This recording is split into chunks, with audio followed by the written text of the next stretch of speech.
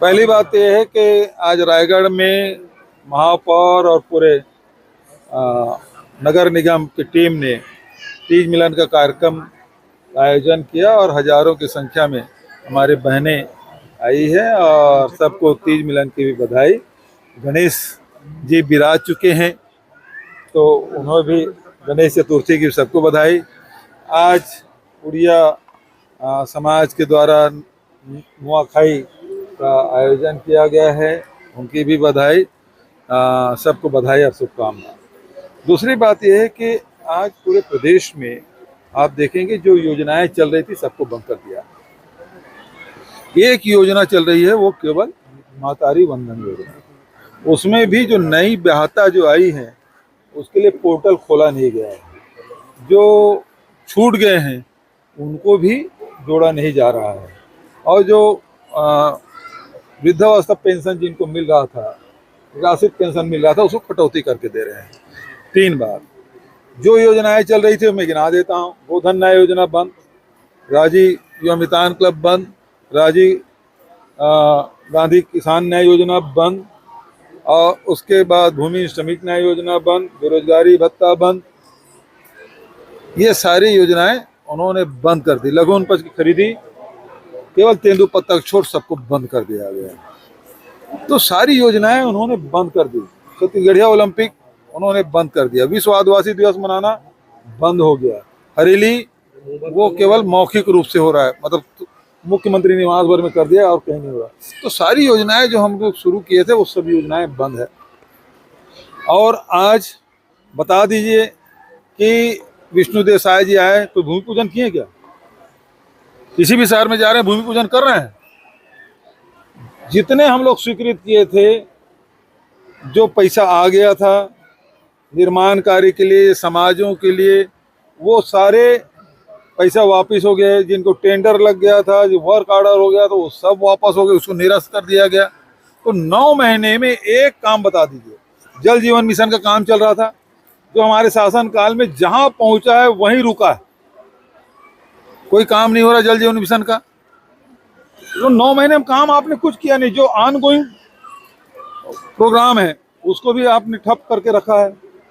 तो आरोप कहाँ लगा है? सच्चाई है। आरोप तो आपके सांसद लोग लगा रहे हैं कि जो मोदी जी की गारंटी है उसे फुलफिल नहीं कर रहे हैं। ये दुर्ग सांसद कर रहे हैं, रायपुर के सांसद कह रहे हैं कि सीमेंट में 50 रुपया वृद्धि कर दी गई। ये सरकार पे आरोप, उन्होंने चिट्ठी भी लिखा और ये गलत है। इससे आम उपभोक्ताओं को भार पड़ेगा शासकीय कार्यक्रमों में, योजनाओं में। हालांकि निर्माण कार्य कहीं हो नहीं रहा है, होगा तो उस पर भी भार पड़ेगा। उनके सांसद आरोप लगा रहे हैं, हम लोग नहीं लगा रहे। वो बखलाहट ये है कि सांसदों को जवाब क्या दें। सीएम ने आज ये कहा है कि कांग्रेस जो है जल दिन मछली की तरह तड़प रही है, इसलिए सड़कों पर इस तरह के आंदोलन हो रहे हैं, विरोध आंदोलन। क्योंकि जिन महिलाओं के, वो कहते हैं भारतीय जनता पार्टी कहते हैं महिलाओं के सहारे हमारी सरकार बनी है, लेकिन सबसे ज्यादा उत्पीड़न महिलाओं पे हो रहा है।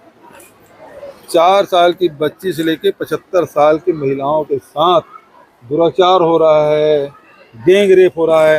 रायगढ़ अछूता नहीं है, रायपुर अछूता नहीं है, दुर्ग और भिलाई अछूता नहीं है, जसपुर अछूता नहीं है उसकी। और लगातार छुरेबाजी। आज भिलाई में 3 लोगों की हत्या हो गई। तो लगातार हत्या, बलात्कार, छुराबाजी, लूटपाट, गैंग रेप और गोली चालन सब जगह हो रहा है। यहीं के लोग जाकर गोली चला रहे हैं। जो मंत्री के साथ डीपी में उसका फोटो दिख रहा है और वही लोग हैं। तो गुंडागर्दी बढ़ गया, कोई सुरक्षित नहीं है, न महिलाएं न बच्चे, चाहे स्कूली बच्चे हों चाहे गृहिणी हो, कोई सुरक्षित नहीं है। तो आज सड़कों पे जनता नहीं आएगी तो क्या करेगी? आपसे सत्ता संभल नहीं रहा है विष्णु जी, आपसे सत्ता नहीं संभल रहा है। विष्णु के अलावा कोई और चीज सरकार में लगातार चल रहा है, विष्णु की चल ही नहीं पा रही। तो उसकी पत्नी खुद कह रही, भौजी हमारी कह रही कि सुपर सीएम हूं करके।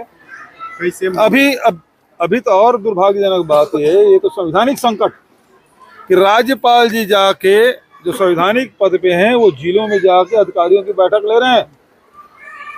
ये तो संवैधानिक संकट है।